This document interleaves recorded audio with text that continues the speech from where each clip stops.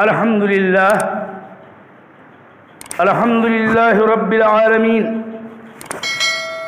والصلاة والسلام الأتمان الأكملان على عبد الله ورسوله الأمين محمد وعلى آله وأصحابه وأزواجه وذرياته أجمعين ومن تبعهم بإحسان إلى يوم الدين. أشهد أن لا إله إلا الله وحده لا شريك له، وأشهد أن محمدًا عبده ورسوله أرسله بالحق بشيرا ونذيرا. أما بعد،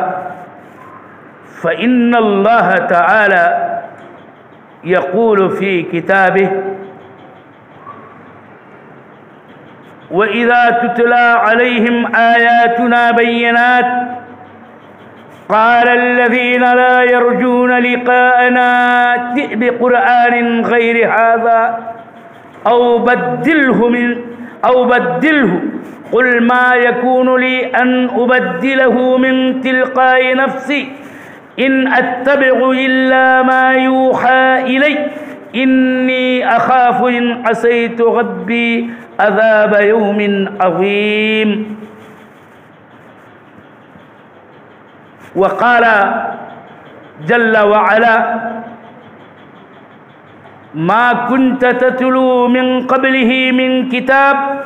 ولا تخطه بيمينك إذا لارتاب المبتلون بل هو آيات بينات في صدور الذين أوتوا العلم وما يجحد بآياتنا إلا الظالمون. اسلامی بھائیوں، حاضرین جمعہ، عزیز طالبات جو جمعہ کی صلاۃ میں حاضر ہیں، میں اپنے آپ کو اور آپ تمام کو اللہ تعالی سے ڈرنے، تقوی اختیار کرنے کی وصیت کرتا ہوں. تقوی ہی کسی بندے مومن کے لیے سب سے بہترین توشے آخرت ہے. اللہ تعالی کی ہمیں صبح و شام تحمید و تسبیح، تحلیل و تکبیر کے ساتھ اپنی زبان کو تر رکھنا چاہیے. اللہ کا ذکر بہت بڑی چیز ہے. رسول رحمت نبی خاتم صلی اللہ علیہ وسلم پر کثرت سے ہم اور آپ درود پڑھیں، خصوصیت کے ساتھ جمعہ کی رات اور جمعہ کے دن. بہت ہی فضیلت معاب عمل ہے. آج خطبہ جمعہ میں نہایت ہی اہم ترین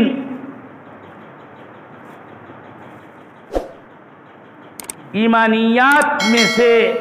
ارکان ایمان میں سے ایک رکن اور اسی سے متعلق کچھ بعض پہلوؤں پر گفتگو کرنا چاہتا ہوں. حقیقت یہ ہے کہ ایمان و اعتقاد کسی بھی مسلم اور مسلمہ کے لیے سب سے اہم ترین دینی مسئلہ ہے کہ جس کی معرفت سب کو ہونی چاہیے. یہ بات دہرانے میں ہمیں کوئی ہچکچاہٹ نہیں، بلکہ تذکیر ہی تو اصل مسئلہ ہے کہ ایمان کہتے ہیں اللہ تعالی پر ایمان رکھنے کو، اس کے ملائکہ پر ایمان رکھنے کو، اس کی کتابوں پر ایمان رکھنے کو، اس کے رسولوں پر ایمان رکھنے کو، یوم آخرت پر ایمان رکھنے کو، اور تقدیر اس کے خیر اور شر پر ایمان رکھنے کو۔ انہی میں سے ایک بات آپ نے ابھی سماعت کی کہ ارکان ایمان میں سے ایک رکن اللہ تعالی کی کتابوں پر ایمان رکھنا ہے۔ یہ بات یاد رہے کہ اللہ جل وعلا نے رسولوں پر کتابیں نازل کی، اور اس کی کتابوں میں سے آخری کتاب قرآن حکیم، قرآن مجید، قرآن کریم ہے۔ سابقہ کتابوں پر جو اللہ تعالی نے اپنے رسولوں میں سے جس پر چاہا نازل کیا، ان پر ہم اجمالی ایمان رکھتے ہیں کہ وہ اللہ تعالی کی نازل کردہ کتابیں تھیں، جس کو اللہ تعالی نے اپنے رسولوں پر نازل کیا، جس میں ہدایت، نور، شفا، غرضے کی ہر طرح کے اچھائیاں، بھلائیاں، خوبیاں تھیں۔ لیکن کتاب اللہ قرآن کریم جس کا نام ہے، جس کو اللہ تعالیٰ نے اپنے رسولوں میں سے آخری رسول، اپنے نبیوں میں سے خاتم النبیین احمد مصطفیٰ محمد مصطفیٰ صلی اللہ علیہ وسلم پر نازل کیا ہے، اس پر ہمیں تفصیلی ایمان رکھنا ہے۔ اس کے ایک پہلو کا میں ذکر کرنا چاہتا ہوں اور مختصر یہ بتانا چاہتا ہوں کہ قرآن عظیم کے بارے میں ہمارا ایمان کیا ہونا چاہیے، ہمارا عقیدہ کیا ہونا چاہیے۔ مختصر لفظوں میں اگر میں آپ کو بتاؤں تو صرف اتنا کافی ہے کہ ہم قرآن کریم کے بارے میں یہ عقیدہ رکھتے ہیں کہ یہ اللہ تعالی کا کلام ہے۔ اللہ تعالی نے اپنے اس کلام قرآن کریم کو اپنے بندے، اپنے رسول محمد صلی اللہ علیہ وسلم پر نازل کیا جبریل امین کے واسطے سے۔ یہ قرآن کریم، اس کا آغاز اللہ تعالی ہی کی طرف سے ہے اور اللہ تعالی ہی کی طرف لوٹ جائے گا۔ یہ عقیدے کی جامع عبارت ہے کہ القرآن کلام اللہ المنزل علی محمد صلی اللہ علیہ وسلم بواسطۃ جبریل منہ بدا والیہ یعود۔ اسی کے متعلق، اسی عقیدے سے جڑی ہوئی باتیں کہ آپ کے سامنے میں پیش کرنا چاہتا ہوں تاکہ آپ سمجھیں کہ قرآن عظیم کے بارے میں ہمارا ایمان اور عقیدہ کیا ہونا چاہیے۔ ہمارا پہلا نمبر یہ عقیدہ ہونا چاہیے کہ قرآن کریم یہ اللہ تعالیٰ کا کلام ہے۔ دوسرا جملہ یہ آپ ذہن نشین کریں کہ اس کلام کو اللہ تعالیٰ نے وحی کے ذریعہ اپنے بندے، اپنے رسول محمد صلی اللہ علیہ وسلم ان کے قلب اطہر پر اتارا۔ اور یہ بات بھی یاد رہے کہ یہ جملہ بھی یاد رکھے کہ اس کو اللہ تعالیٰ نے اپنے فرشتوں میں سے ایک انتہائی عظیم مقرب فرشتہ جبریل امین روح القدس اور روح الامین کے ذریعہ محمد صلی اللہ علیہ وسلم کے قلب اطہر پہ نازل کیا ہے۔ وَإِنَّهُ لَتَنزِيلُ رَبِّ الْعَالَمِينَ نَزَلَ بِهِ الرُّوحُ الْأَمِينُ عَلَى قَلْبِكَ لِتَكُونَ مِنَ الْمُنذِرِينَ بِلِسَانٍ عَرَبِيٍّ مُبِينٍ۔ وقت نہیں ہے ورنہ میں اس طرح کی آیتوں کی ترجمانی کرتا اور مزید کچھ اور تشریح کرتا، لیکن اس آیت کریمہ میں اس بات کا بیان ہے کہ یہ رب العالمین کی طرف سے سے نازل کتاب ہے کہ جس کو روح امین نے ہمارے نبی صلی اللہ علیہ وسلم کے قلب اطہر پہ اتارا ہے تاکہ آپ اللہ تعالیٰ کے بندوں کو ڈرائیں اس کے ذریعہ، اور اس کتاب کو اللہ رب کریم نے عربی مبین کے اندر نازل کیا ہے۔ اور اس کتاب کے بارے میں ہمارا عقیدہ یہ ہے کہ اللہ تعالیٰ کا یہ کلام ہے، اور اس کا کلام سب سے سچا کلام، سب سے اچھا کلام، ومن احسن من اللہ حدیثا ومن اصدق من اللہ قیلا، سورہ النساء کی یہ آیات ہیں۔ اس کے بارے میں یہ عقیدہ بھی ہمارا ہونا چاہیے کہ قرآن کریم جس کو اللہ تعالیٰ نے نازل کیا، یہ اللہ تعالیٰ کی کتاب ساری انسانیت کے لیے ہدایت ہے، اور یہ کتاب ایک دم کامل محفوظ رہے گی قیامت کے قریب تک، جب تک اللہ تعالیٰ کی مشیت ہوگی، اور اس کے اندر کوئی بھی کمی، کوئی بھی بیشی، کوئی بھی تحریف، کوئی بھی تبدیل ہو نہیں سکتا ہے، نہ کوئی کر سکتا ہے، نہ اس جیسی کتاب کوئی لا سکتا ہے۔ اللہ تعالیٰ نے چیلنج کیا ہے، ان چیلنجوں کی آیتیں قرآن عظیم کے اندر خود موجود ہے کہ اللہ تعالیٰ نے کہیں پر یہ چیلنج کیا کہ سارے انس و جن مل کر کے اس جیسا قرآن لانا چاہیں نہیں لا سکتے ہیں، اگرچہ باہم ایک دوسرے کے معاون اور مددگار کیوں نہ بن جائیں۔ کہیں اللہ تعالیٰ نے یوں چیلنج کیا کہ اس کی 10 آیتیں 10 سورتیں کوئی بنا دے نہیں بنا سکتا ہے، اس کی کوئی ایک آیت لائے نہیں لا سکتا ہے، اس کی جیسی کوئی ایک سورت لائے نہیں لا سکتا ہے۔ اور یہ بات سب سے اہم ترین جو ہمارے عقیدے کا حصہ ہے کہ یہ قرآن قیامت تک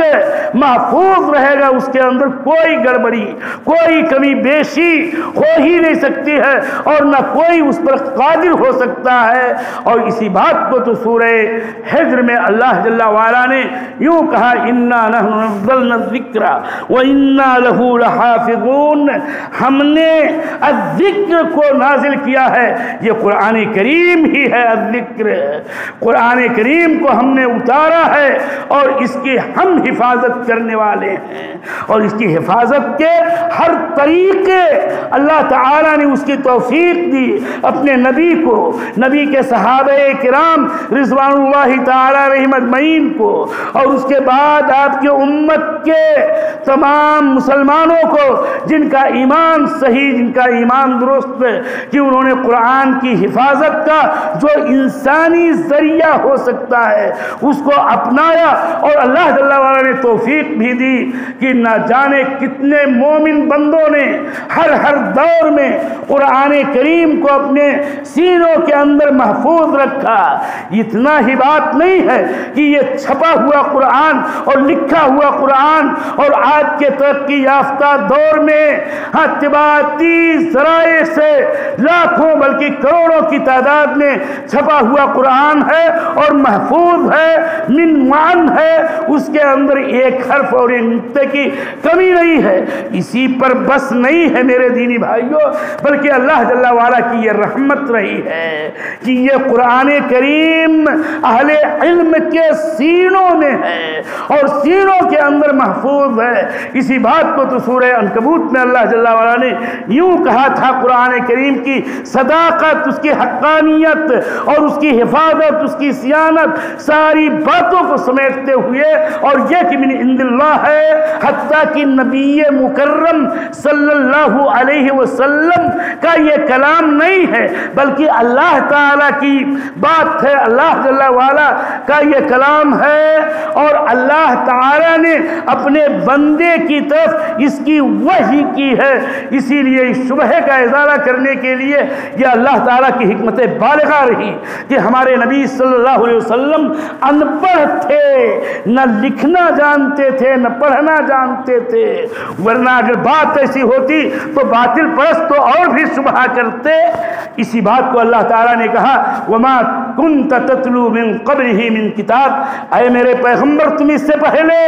کہ تمہاری طرف قرآن کی وحی کی گئی نہ تم کسی کتاب کو پڑھا کرتے تھے، ولا تخطہ بیمینک، اور نہ تم اپنے دائیں ہاتھ سے لکھا ہی کرتے تھے، اذا لارتاب المبطلون، تب تو اگر بات ایسی ہوتی کہ آپ لکھنا پڑھنا جانتے تو باطل پرست اور بھی زیادہ شک و ریب کے اندر مبتلا ہو جاتے۔ بل ہوا آیات فی صدور الذین اوتوا العلم، بلکہ یہ وہی یہ قرآن ان لوگوں کے سینے میں ہے جن کو اللہ جل وعلا کی جانب سے علم عطا کیا گیا ہے۔ معاملہ صرف اتنا ہی ہے کہ لیکن ظالم اللہ جل وعلا کی آیتوں کا انکار کیا کرتے ہیں۔ تو یہ ہے ہمارے عقیدے کا ایک مختصر سا سرسری ذکر قرآن کریم کے بارے میں، اور بہت ساری باتیں ظاہر بات ہے کہ اس سے جڑی ہوئی ہیں جو یہ خطبے میں سب پیش نہیں کی جا سکتی ہیں، لیکن سب سے اہم نقطہ جو آج ایک خاص پس منظر میں اس کو دہرانے کی ضرورت ہوئی، ایک بات یاد رہے کہ خدا اللہ کے رسول صلی اللہ علیہ وسلم کے زمانے میں بھی کیا ایسے لوگ نہیں تھے کہ جو قرآن کریم کی آیات کا جحود و انکار کرتے تھے، اس کی تکذیب کرتے تھے، حتیٰ کہ بعض ایسے بھی تھے کہ خود نبی مکرم صلی اللہ علیہ وسلم کو تو جھوٹا نہیں کہتے تھے لیکن اللہ جل وعلا کی آیتوں کا انکار اور جحود کیا کرتے تھے۔ ایسے بھی لوگ تھے جو اللہ کے نبی صلی اللہ علیہ وسلم کے زمانے میں تھے، آپ کے سامنے باضابطہ یہ پیشکش رکھی کہ آپ جو ہے اس قرآن کو بدل دو۔ اللہ کے نبی صلی اللہ علیہ وسلم کی زبان پر اللہ جل وعلا نے آیت کریمہ اتاری کہ اللہ کے رسول کی زبان پہ یہ کہا گیا کہ میرے بس میں اور میرے طاقت میں اور میری وسعت میں یہ بات ہرگز نہیں ہے کہ میں اپنی جانب سے اس کے اندر معاذ اللہ کوئی تبدیلی کر دوں، میں تو وحی کی اتباع کر رہا ہوں، جو بھی وحی اللہ کی طرف سے ہوتی ہے اسی کی اتباع کرنے کا مجھے حکم ہے، اسی کی اتباع کر رہا ہوں۔ اگر میں اس کے اندر کوئی بھی اپنی منمانی کروں تو مجھے اس بات کا ڈر ہے کہ اللہ جل وعلا عذاب عظیم میں گرفتار کر دے۔ ان آیتوں کا ذکر میں کرتا اگر وقت ہوتا کہ قد نعلم انہو لیحزنک الذی یقولون، ہم جانتے ہیں شان یہ ہے کہ وہ باتیں جو کفار و مشرکین، اللہ پر ایمان نہ رکھنے والے، آخرت پر ایمان نہ رکھنے والے، قرآن عظیم پر ایمان نہ رکھنے والے، اللہ کی کتاب پر ایمان نہ رکھنے والے، رسول پاک صلی اللہ علیہ وسلم پر ایمان نہ رکھنے والے جو باتیں کہتے ہیں، میں جانتا ہوں میرے پیغمبر کی یہ باتیں ہاں تمہارے لیے باعث حزن ہیں۔ قد نعلم انہ لیحزنک الذی یقولون فانہم لا یکذبونک ولکن الظالمون بآیات اللہ یجحدون۔ تم کو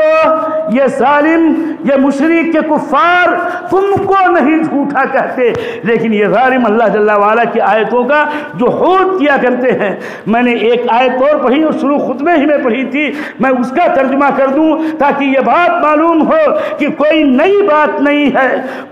اللہ جل وعلا پر ایمان نہ رکھنے والے ہر دور میں ایسے رہے ہیں جو اس کی کتاب کے بارے میں انات شنات باتیں کرتے رہے ہیں اور ہردا سرائیاں کرتے رہے ہیں۔